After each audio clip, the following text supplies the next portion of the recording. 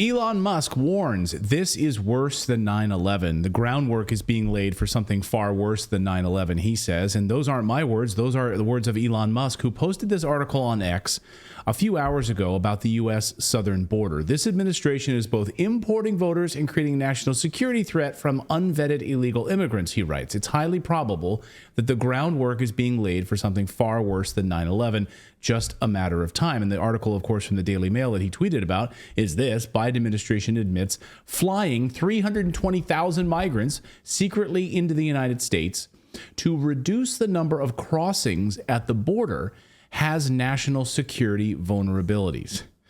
So what exactly is going on here? Well, the Biden administration has been flying migrants around the United States. And we've covered this here on the show. It's just great that the Daily Mail is now covering it. We've been covering it with a lot of great journalists here on the show about how these secret flights have been happening, and they've been busted. They've been caught in a lot of cases. But there's a lot we still don't know about this. According to the Daily Mail, quote, Customs and Border Protection has refused to disclose information about a program last year secretly chartering flights for thousands of undocumented immigrants from foreign airports directly to U.S. cities. So this isn't even just like ferreting them around the United States. This is bringing them in, chartering them, giving them full passage right into the United States. It means that while record numbers of migrants were flowing over the southern border, I'm continuing to read from there, the Biden White House was also directly transporting them into the country. Why is this happening? As in direct flights from their home airports. It's unbelievable. Free flights to the United States. Free flights, like show up at this particular airport, we'll take great care of you, we'll bring you right into the United States. Why is this happening? Well, according to a lawsuit, go ahead, Dave.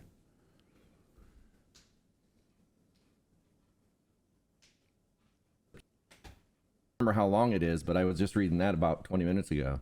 Right. And so if you're someone who's ever migrated to a place like we have, you have to get background checks. You have to get fingerprints. You have to prove that you have never had any criminal record, or else the place that you're going normally can say, no, thank you to you. So those of us who've been through that process, it's like a slap in the face. Why did we do that? Yeah. And so why exactly is this happening? Well, according to the lawsuits, the flights were part of the CBP One app, the Customs and Border Protection One app. They created an app which allows migrants to seek asylum with the app from their home country. So what the hell is the CBP One app? Well, here it is. This is your tax dollars were used to create this, the CB One app. Now take a look at this. Here's how the app works. It is on October 28th, 2020. They've rolled out this app. It is a mobile application that serves as a single portal to a variety of CBP services through a series of guided questions. The app directs each type of user to the appropriate services based on their needs. As part of the program, they then can gain accessibility and advanced submission points and scheduling for your different border arrival, port of entry information, where you're coming into the United States. All of it can be done right through the app. This is your tax dollars being used to create this app, to create a mobile app that allows illegal aliens to make it easier to invade the United States. That's what this app is. It's unbelievable. Bricksuit tweets this: 1,500 illegal aliens per day are granted entry via this app, and they're not counted in the figures that Customs and Border Patrol release for border encounters. You know, when they say they have these encounters at the border. So these are not counted in that data. So what was the data? David, you usually know these numbers right off the top. So what they were saying this year was how many, just this, not to put you on the spot, but we already know there's been a certain... This year? Yeah, that we know at the southern border. 300 and some odd thousand came in via this method. So let's and then just... it's almost 10 million over the border. Over this year. Now that's even a conservative number. Yeah. Okay. 10 million. Yeah. I've seen estimates now where it could be as high as 30 million. 30 million, according to some reports. The 10 million is like a very conservative number. Think about that for a second. 10 million is probably only those that are like officially processed. Exactly. So we have people that are coming, like, you know, sneaking in that are not officially processed from even Canadian border. I mean, all the time. Who knows what the number is? And being flown in and not being processed as part of the official numbers. So they're not a part of the official numbers. So what was previously unknown was that the administration was providing direct flights to app users from over 43 different countries. We didn't know this. Officials have refused to provide any details of who was flown in, and by the way, to where, to what city. Like, I would love for reporters to ask Karine Jean-Pierre in the White House press briefing room, this story has now emerged. Where are these illegal immigrants being ferried by Customs and Border Protection flights, chartered flights? Where? To what cities? And we're working on that part of the story here on Redacted. So we are working on that. We should have an update tomorrow on that part of the story. According to Colin Rugg, who just posted this on X, though, it gets even worse. Quote, the program at the center of the FOIA litigation is perhaps the most enigmatic and least known of the Biden administration's use of the CB One app, the One cell phone scheduling app, even though it's responsible for almost invisibly importing by air 320,000 aliens with no legal right to enter the United States since it got underway in late 2022. And this is according to journalist Todd Bensman. Quote, under these legally dubious parole programs, aliens who cannot legally enter the country use the CBP One app to apply for travel authorization and temporary humanitarian release from those airports. The parole program allows for 1 to 2 year periods of legal status during which adults are eligible for work authorization, which is what David was just talking about. So they get legal status for 2 years. God knows, and we don't know where they're going. And they're supposed to show up for some sort of a court date years from now to be processed? Give me a break. No one knows where they are. Meanwhile, in Texas, a new bill would allow law enforcement to arrest and expel migrants, but the Supreme Court, of course, has blocked that until at least next week when the court will take up that case. But let's go back to what Elon said, because I think it's really important. This is far worse than 9/11, he said.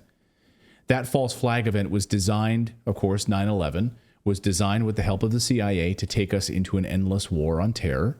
We know that. Take away our freedoms with the Patriot Act, create the largest expansion of the military-industrial complex in our nation's history, destabilize the Middle East to help Israel. And of course, all of that was planned years in advance. And all of that we know documented well. Read the writings of Dick Cheney, Paul Wolfowitz. It's all there. All of that was well documented at the time. And I point you to my extensive interviews on that piece of it, on the subject of the controlled demolition of the towers, the Twin Towers, how those pilots couldn't have possibly flown those flights. Deep dive interviews on that very subject here on the channel. So how could this be far worse than 9/11? Well, use your brain, because 9/11 was an invasion of other countries, right? Now we're watching an invasion right before our eyes that will destroy the United States and create a uniparty liberal government. This is what Colonel Douglas Macgregor just tweeted. He said, we need to secure our borders now. The southern border needs 70 to 80,000 troops there right now. We need to build the right barriers. We must change the way we do business, he writes. And he's absolutely right about that. It's worth remembering that the United States currently has U.S. forces protecting the border of South Korea from a North Korean invasion. We have U.S. troops right there on the parallel. U.S. currently has U.S. forces protecting Taiwan from an invasion of China. The U.S. has no troops on our southern border protecting our own country. And this is by design, by the way. Since the early 1800s, the United States had troops stationed at the southern border. In the year 1829, this guy, President Andrew Jackson, ordered troops to the southern border to protect trading and American citizens. Oh, there's no video? Yeah, we don't have video of Andrew Jackson. Oh. Do we have any video of Andrew Jackson? We don't.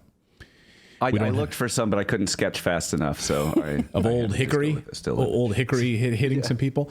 Anyway, President Andrew Jackson ordered troops to the southern border to protect trading and American citizens from attacks and theft. Sound familiar? Oh, protect business? Protect Americans from what was happening at the border? It seems like a remarkable idea. The liberal media, not surprisingly, of course, made fun of Donald Trump for saying that Andrew Jackson was his favorite president. Recall this Salon article, Donald Trump's favorite president, Andrew Jackson, as a father of the white republic, it said in that Salon article. Father of the white republic. So thanks to President Jackson's moves, we had troops there in different roles, basically up until about World War II in some capacity. Then we needed soldiers to go fight Nazis in Europe. And now, of course, we are arming and teaming up with Nazis in Ukraine. So the times have certainly changed, haven't they? It's unbelievable what is going on right now. And there's certain things I can't even talk about here on YouTube as it relates to what's happening right now in this election and what's happening at the U.S. southern border. We put together a special report. I want you all to go and download it. It's totally free. It's a co-authored. You cannot get this on YouTube. We can't even talk about some of the stuff on here because they will block us for saying it. So go grab it. It's a free report that I put together that I've co-authored. Go to redacted.inc/illegal and download this thing. It's totally free. And it's a deliberate strategy to influence the 2024 elections. We've got some incredible guests coming up here this week, specifically on how this border crisis is election fraud, what it's actually doing to our country. Tomorrow, you don't want to miss one of our special guests on this topic, who's written a book on the invasion of the United States. And one of the smartest individuals on this topic. We're going to have him on the show tomorrow. Very excited about that. But this is an absolute disaster. So, I mean, you guys throw it out there. You guys, what in the chat room think? Am I right about this? Worse than worse than 9/11? I mean, this is what Elon Musk is saying, that this is worse than 9/11. Am I wrong that it's just really focused on the invasion piece of this? It's an invasion of the United States, not an outward invasion of like Iraq, Afghanistan. And, of course, an expansion of the Patriot Act. And I think what's missing from all of this is an economist telling us what are the things that will fall like dominoes because of this, right? Who are the people who will suffer the most? Usually it's the most poor, the most disenfranchised. Why and how is this going to affect everyday Americans and our economy? David, go ahead. Yeah, and I was going to say, like, basically at this point, you're looking at more people have come in than the population of like the 5 or 6 biggest cities in the United States, who are already short of resources, and they're prioritizing those limited resources to these immigrants right now. So it's like it's going to become a thing where people are fighting over resources because they're giving it to migrants. And so that's going to be, you know, like we're seeing thefts and everything all over the country from people breaking in and taking things. I don't know how many of those are possibly illegals, but I mean, I just going to get crazy. It already is. Someone in the chat says, Baron Saturday says it's not worse than 9/11, but it's really bad. I guess, if you're talking about hitting the banking infrastructure of the United States, right. Throwing us into a massive recession, collapsing an economy, killing 3,000 Americans, close to 3,000 Americans on that day. And not just Americans, people from other countries who were in the trade towers and so forth. But then think about 9/11. I guess if you think about it, though, because then it expanded to killing over 1 million people in Iraq. Right. Like 9/11 was an extension to go and kill 1 million Iraqis to destabilize Libya. I think we've seen that the endless wars that resulted from 9/11, the numbers are 4.5 million. We saw that report come out of Yale, or I can't remember now. I can find it if you want. I'm sure Victoria Nuland could answer that. Go ahead, Philip. Yeah. 9/11 was a unifying event in the United States, where this is definitely a divisive event, and so there's also that to contend with. It's like this is something that's going to bring the nation together. Well, and then I guess this could actually be worse in that it's creating a civil war, right? This will create a civil war in the United States, and this, men of military age who are coming into the United States, and for what purpose? This destabilizing event, this to create this uniparty, this uniparty liberal order in the United States is what they're trying to do. I really hope you enjoyed watching this video. YouTube thinks that you'll actually like this next video right here. It's personalized based on your own viewing habits. So if you watch the video, please leave a comment. Let us know what you think about it, and we will see you next time, everyone.